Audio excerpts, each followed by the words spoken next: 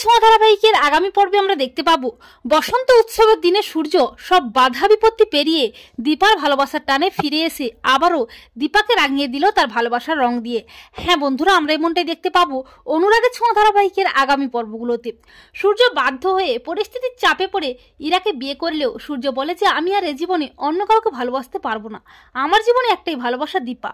অপরদিকে দীপাকে রূপা ও বাড়ির সবাই মিলে অর্জুনকে বিয়ে করতে বাধ্য করে, আর দীপাও রূপার জেদের কাছে হার মেনে বাধ্য হয়ে ইচ্ছার বিরুদ্ধে গিয়ে অর্জুনকে বিয়েটা করে নেয়। কিন্তু দীপা অর্জুনকে বলে, অর্জুনদা আমি রূপার কথায় বাধ্য হয়ে তোমাকে বিয়েটা করেছি, কিন্তু আমি কোনোদিনও তোমাকে আমার স্বামীর আসনে বসাতে পারবো না, আমার জীবনে একটাই ভালোবাসা ডক্টর সূর্য সেনগুপ্ত। এরপর কয়েকদিন পর আসে বসন্ত উৎসব, রঙের উৎসব। সূর্য বসে বসে মনে মনে ভাবতে থাকে, দীপা এই দোল উৎসবে কি আমি তোমার কাছে যেতে পারবো না?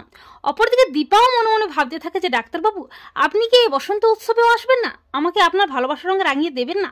এরপর দোল উৎসবের দিন সবাই রং খেলায় আনন্দ করে মেতে ওঠে, কিন্তু দীপা সূর্যের কথা ভেবে মনমরা হয়ে থাকে।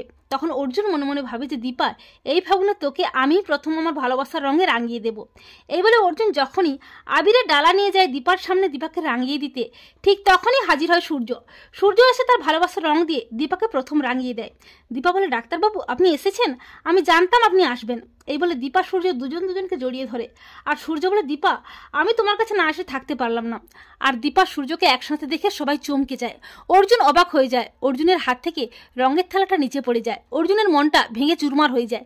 তো বন্ধুরা, তোমরা এটাই চাও তো যে এই দোল উৎসবে সূর্য যেন সমস্ত বাধা বিপত্তি পেরিয়ে দীপার ভালোবাসার টানে ফিরে এসে দীপাকে তার ভালোবাসার রঙে আবারও রাঙিয়ে দেয়? কমেন্ট করে জানিয়ে দাও তোমাদের মতামতটি।